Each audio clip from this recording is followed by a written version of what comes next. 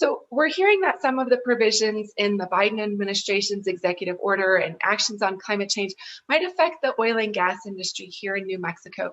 Is a pause on some federal leases a blow to the state's industry?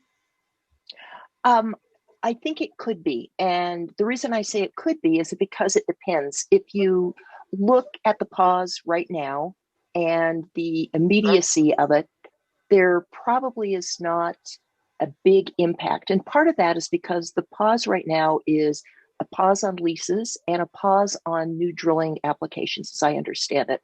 Right now, New Mexico has a number of drilling applications that were approved. And so in the short run, I don't think that there is going to be a tremendous impact. Uh, Longer term, depending upon what the pause ends up being and what the provisions are, it could certainly impact, especially, I think, the Permian Basin. So is it realistic? One of the things I've heard is that the oil and gas industry will just move their operations to the Texas side of the border. Is that a realistic future? Well, oil is where you find it, is one of the things I would say. And so, certainly, to the extent that they perhaps can move to the Texas side and they have places to drill and to produce, that could certainly be the case. I mean, one of the things about New Mexico is there is a fairly high level of federal lands. And so I think that's one of the pieces that the oil and gas industry is worried about, is the fact that there is a large amount of federal leasing. And so you could see, if there is a change in the cost to produce oil on the New Mexico side, you could see some producers moving to Texas if it were more amenable to their production, or if it was lower cost. You could see them moving out of the Permian Basin if that was a better deal or a better outcome for them as well. So New Mexico for a long time has been moving toward more renewable energy sources as a part of our electric grid, as a part of our electricity sources. As we talk more and more about having to diversify the state's economy, are these renewable jobs, are they equal to what the oil and gas industry has brought to the state's economy? What does the future look like with renewables in New Mexico? I'm going to sound like an economist because I'm going to say it depends, and it depends on a lot of different things. If you look at a lot of the renewables, if you look at the renewable generation and just say, let's take a wind plant, a solar, a photovoltaic plant, a generation area, the basically building that has a number of jobs. After that, my understanding is that the operation requires much less. That certainly is not going to be a one-to-one. So anything that we would see in terms of job creation is going to have to be associated more, I think, with a new energy or renewable energy economy, where it may be building of equipment, or it may be other areas. But if you're just looking at taking something where you either had someone working in a fossil fuel generation plant or in the oil and gas industry, that one is going to be a hard thing to say that, yes, we will have an equal number of jobs if we're just talking about new generation plants. I think that's maybe one of the reasons that you see in President Biden's climate initiative or climate plans, where they do talk quite a lot about, economic revitalization. They understand that there is going to be a gap in jobs. And so it just depends on what are those jobs going to be. So one of the things that when we talk about the life of the oil and gas industry, we have to acknowledge the fact that the greenhouse gas emissions from that industry and consumption of oil and gas leads to climate change. There's a strain on water supplies. There are impacts on public health and the environment. How many years do you anticipate we have left of, so-called boom times of oil and gas in New Mexico?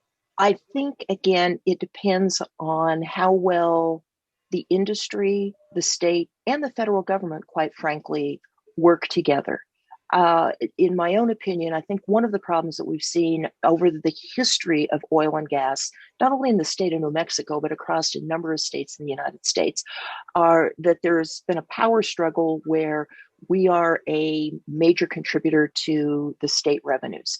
And so we need to be protected. And it's now come to the forefront that yes, there are great economic benefits of the oil and gas industry, but as you say, the climate change problem and the associated externalities with burning fossil fuels is a tremendous problem. And so, to have a boom time, perhaps that boom time looks something different than what we have right now. Is there a way to continue to have fossil fuels, but to work towards reducing the greenhouse gas emissions? I think one of the problems is that we have this idea that maybe we can just go to this renewable energy future. Quite frankly, I don't see that smooth transition without having bridge fuels, without figuring out ways to incorporate the oil and gas industry into that, at least for some period into the future. Do you have any sense of whether there's acknowledgement within the oil and gas industry that things are changing and that we're likely not to see the same future as the present? I think you can look to some of the firms. I think you can look to British Petroleum as an example. And one of the things that they've done in the last, I don't know, maybe 1 to 2 years, I would say, is they've reduced down their exploration staff. They've reduced that, from my understanding, at about 700 people worldwide down to about 100. And they are moving in different directions. So I think that's one of the things that we are seeing is those traditional oil and gas firms, especially some of the majors, are basically diversifying. They are moving into other areas. They're moving more into renewable energy as well. So I would say that yes, they may not publicly acknowledge that, but I think a large number do see that there are changes on the horizon.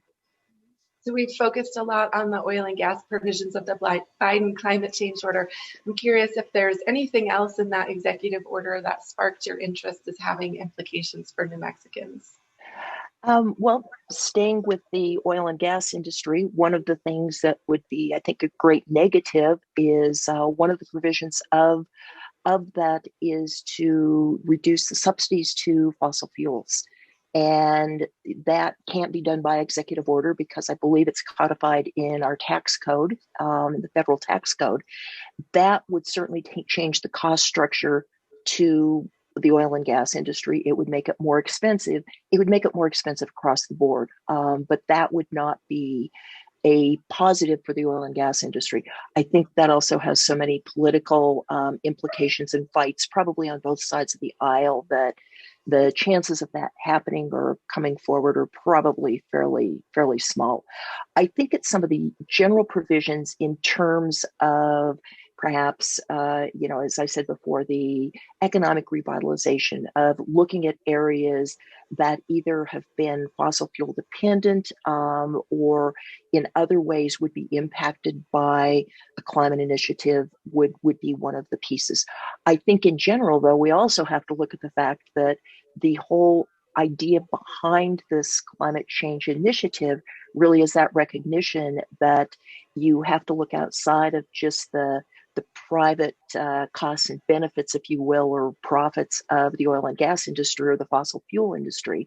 And you have to look at what the societal costs have been in terms of climate change.